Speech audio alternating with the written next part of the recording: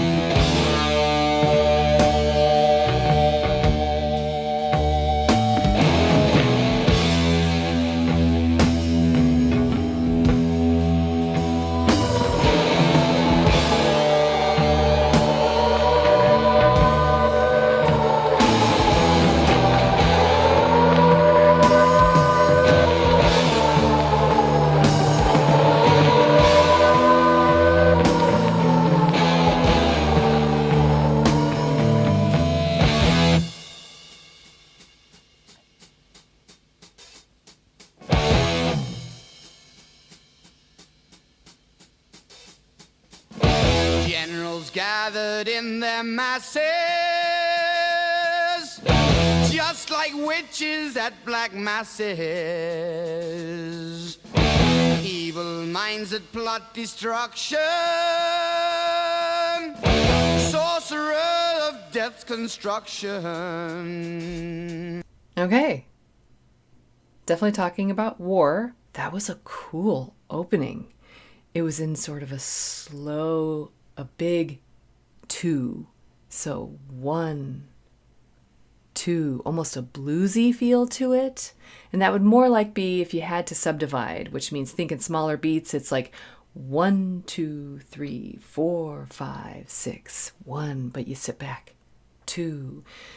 That was really cool. I was digging it, except for the air raid sirens. Those went off and I was like, ooh, because at one point I have lived in Tornado Alley in the US, and I hear those and it reminds me of tornadoes. So, war, tornadoes, it's all bad stuff. Okay, so I kind of got some shivers there, but it was a very cool, laid back opening. And then, where are we headed now? There's some definite tension, mystery happening, and then I believe that's Ozzy Osbourne coming in with the vocals, talking about, actually it was a cross between military war and witchcraft kind of stuff. So, all right, let's just keep going. In the fields of bodies burning, as the war machine keeps turning. and hatred to mankind, poisoning their brainwashed minds. Oh Lord, yeah.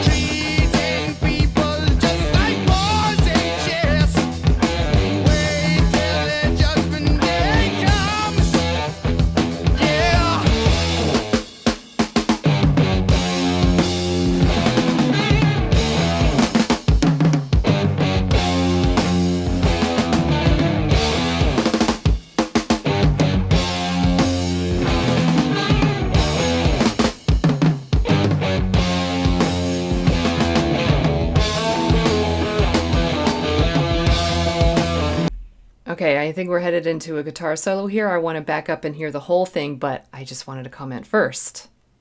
I am digging this. There is such a groove that it has settled into.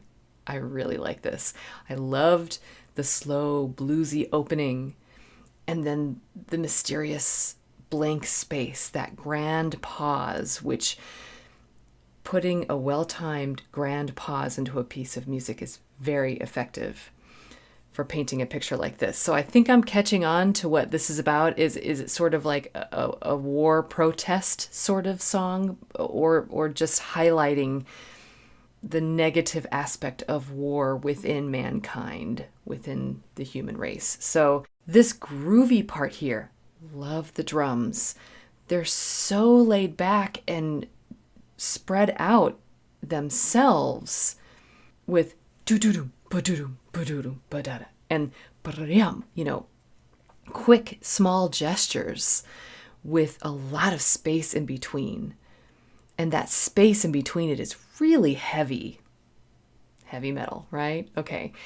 And then the grooviness of the guitar line, the bass along with the guitars there, that is such a great riff. And I love how it's sort of like an accompaniment and the upper solo. It kind of goes back and forth. You hear da-dum, ba-dum, ba-dum, ba-dum, ba, da-da, da-da. So to me, that's a lot like Johann Sebastian Bach, J.S. Bach. He wrote solo unaccompanied music for strings and lots of instruments, but the ones we know a lot the most are the Bach cello suites and the solo sonatas and partitas for violin, where he wrote a full piece. It was several small movements for these instruments. It was also transcribed for viola because they read a different clef. So violists can play it too. But it's putting together the accompaniment and the solo instrument all in one. They have to do it all. And I was sort of hearing how the guitars were taking over when the soloist wasn't singing.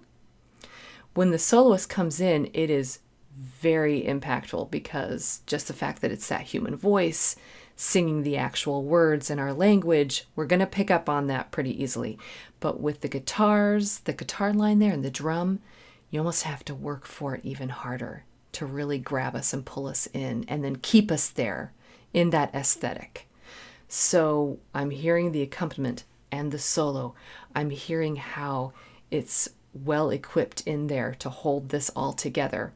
So Where's the story going? I want to hear more of what the guitar has to say, and I think we're just coming up on that, so we're going to back it up a little bit and catch this guitar solo and then see where it goes in the story from here.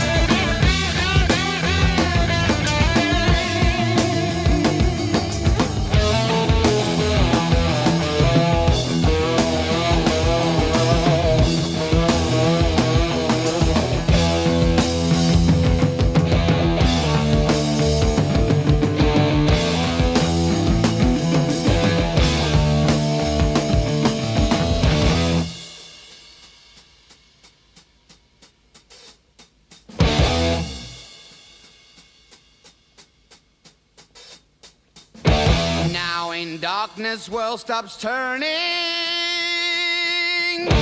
ashes where the body's burning. No more war pigs have the power, and as God has struck the hour, day of judgment God is calling. Underneath the war pigs crawling, begging mercies for the sins. Satan laughing spreads his wings. Oh Lord, yeah.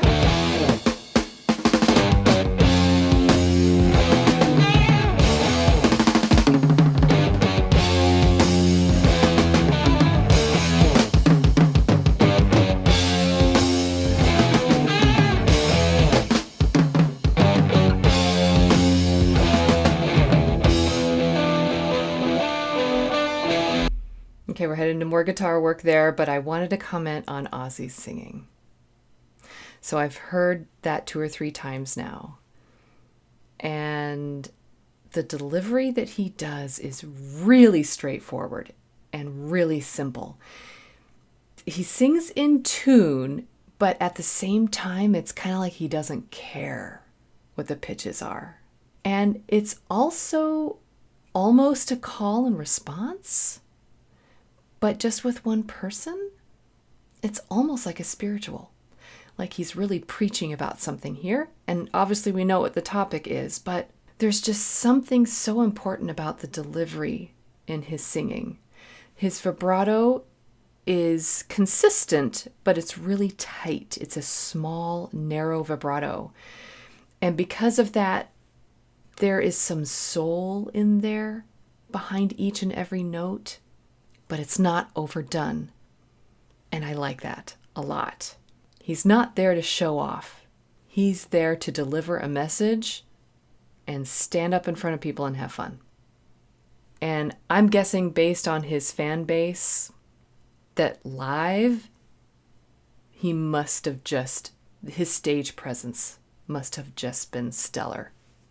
So maybe I'll need to react to some live performances in the future. We'll have to see. But for now, I want to hear some more of this guitar work. And then maybe the voice will come back in. I'd like to hear him one more time. I love that riff that he sings. Da da da da da da da. I just want to hear it over and over again. Here we go.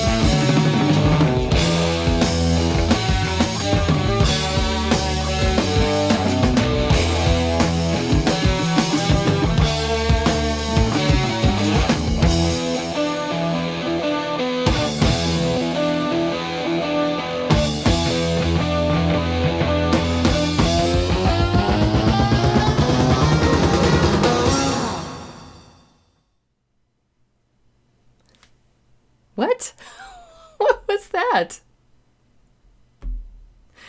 What was that last thing at the end? I don't know. But hey, it was cool. Why not? It's sort of like the anti-fade out. That was really cool. Okay, I really like how they didn't bring the voice back in. At first I was like, no, I want to hear him some more. You know what? I think that was completely the right decision. I see why they didn't bring him back in. And I respect the band even more for not bringing him back in, because that means that he really was there to just deliver that strict message. And then the rest was sort of filled in with the beauty and the intricacy of the instruments, the guitars. Okay, the bass guitar. And I noticed this in the middle of the song, the movement within the bass guitar. Like, there wasn't just one guitar solo happening there. I heard the bass and the guitar, the lead guitar, equally. And there might have been two guitars at some point. I'm not sure. But that was really, really great. I like how there was the riffing going on, the noodling, but then it only happened in little spurts. Again, it was sort of sparse, kind of like the drumming. Do-do-dum, ba-da-dum, ba-dum. It all worked together. I feel like the whole piece was just sparse, like laid back, but with a great deal of tension. And that's just very, very cool. Kind of kept you eerily calm, but also on the edge of your seat, just really kind of uncomfortable. And I think that's the point here. But there was also this really cool guitar motif that kept happening. It was towards the end, happened a couple of times, and I really, really liked it. Something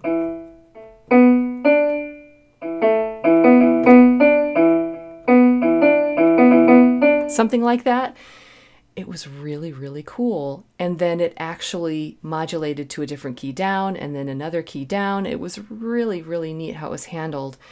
I swear that I've heard stuff similar to that in a lot of other rock music. So this song came out in 1970. This had to have been such a big influence on rock music after this. So if any of you out there know what bands were directly influenced by Black Sabbath, I would really love to know. I love to connect all of those influences together through popular music. Let's see if I can find that cool riff. I just want to hear it one more time. It was really neat.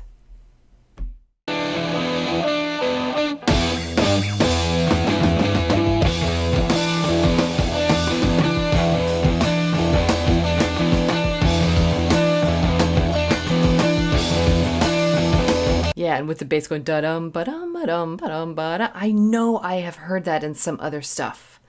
Maybe it's been sampled in some things. And the drum beat behind it. What am I thinking of? I'm not sure. If this has been sampled in any other music, let me know.